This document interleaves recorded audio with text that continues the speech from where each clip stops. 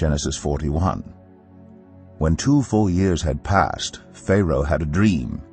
He was standing by the Nile when out of the river there came up 7 cows, sleek and fat, and they grazed among the reeds. After them 7 other cows, ugly and gaunt, came up out of the Nile and stood beside those on the river bank. And the cows that were ugly and gaunt ate up the 7 sleek, fat cows. Then Pharaoh woke up. He fell asleep again and had a second dream.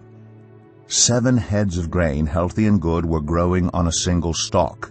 After them 7 other heads of grain sprouted, thin and scorched by the east wind. The thin heads of grain swallowed up the 7 healthy, full heads. Then Pharaoh woke up. It had been a dream. In the morning his mind was troubled, so he sent for all the magicians and wise men of Egypt. Pharaoh told them his dreams, but no one could interpret them for him. Then the chief cupbearer said to Pharaoh, "Today I am reminded of my shortcomings. Pharaoh was once angry with his servants, and he imprisoned me and the chief baker in the house of the captain of the guard. Each of us had a dream the same night, and each dream had a meaning of its own.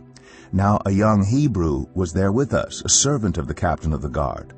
We told him our dreams, and he interpreted them for us, giving each man the interpretation of his dream, and things turned out exactly as he interpreted them to us. I was restored to my position, and the other man was impaled."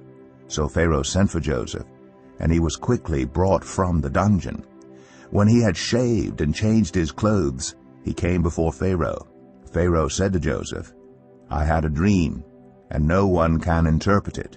But I have heard it said of you that when you hear a dream you can interpret it." "I cannot do it," Joseph replied to Pharaoh, "but God will give Pharaoh the answer he desires." Then Pharaoh said to Joseph, "In my dream I was standing on the bank of the Nile, when out of the river there came up 7 cows, fat and sleek, and they grazed among the reeds. After them 7 other cows came up, scrawny and very ugly and lean. I had never seen such ugly cows in all the land of Egypt. The lean, ugly cows ate up the 7 fat cows that came up first. But even after they ate them, no one could tell that they had done so. They looked just as ugly as before. Then I woke up. In my dream I saw 7 heads of grain, full and good, growing on a single stalk. After them 7 other heads sprouted, withered and thin and scorched by the east wind. The thin heads of grain swallowed up the 7 good heads. I told this to the magicians, but none of them could explain it to me."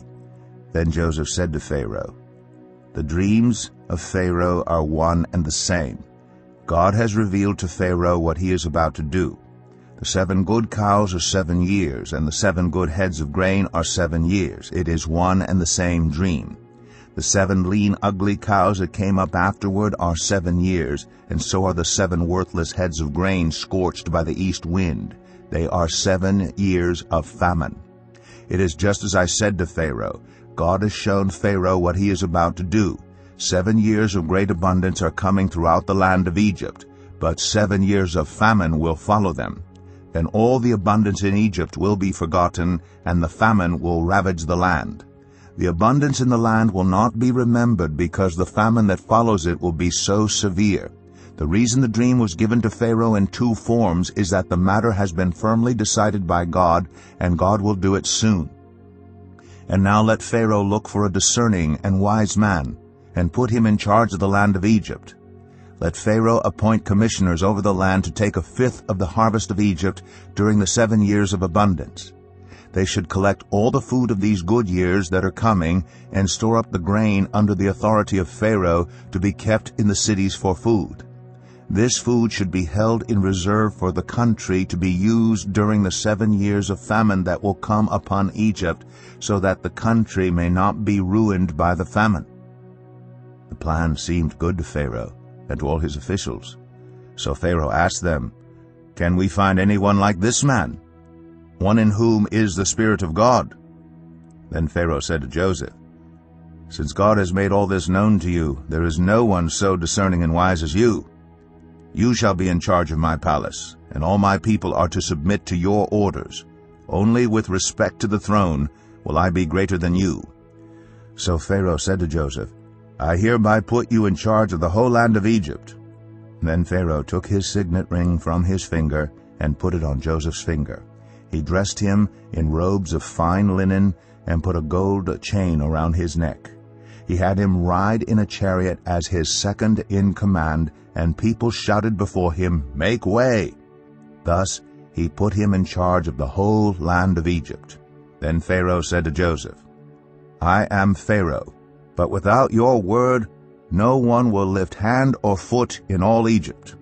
Pharaoh gave Joseph the name Zaphenath-Paneah, and gave him Asnath, daughter of Potipharah, priest of On, to be his wife. And Joseph went throughout the land of Egypt.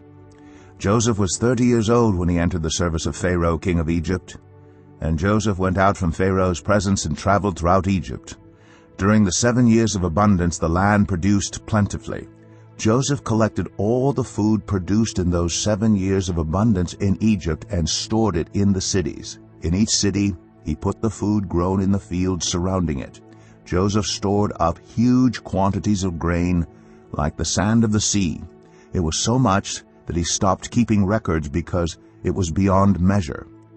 Before the years of famine came, 2 sons were born to Joseph by Asnath, daughter of Potipharah, priest of On. Joseph named his firstborn Manasseh and said, "It is because God has made me forget all my trouble and all my father's household." The second son he named Ephraim and said, "It is because God has made me fruitful in the land of my suffering." The 7 years of abundance in Egypt came to an end, and the 7 years of famine began, just as Joseph had said. There was famine in all the other lands, but in the whole land of Egypt there was food. When all Egypt began to feel the famine, the people cried to Pharaoh for food. Then Pharaoh told all the Egyptians, "Go to Joseph and do what he tells you." When the famine had spread over the whole country, Joseph opened all the storehouses and sold grain to the Egyptians, for the famine was severe throughout Egypt, and all the world came to Egypt to buy grain from Joseph because the famine was severe everywhere.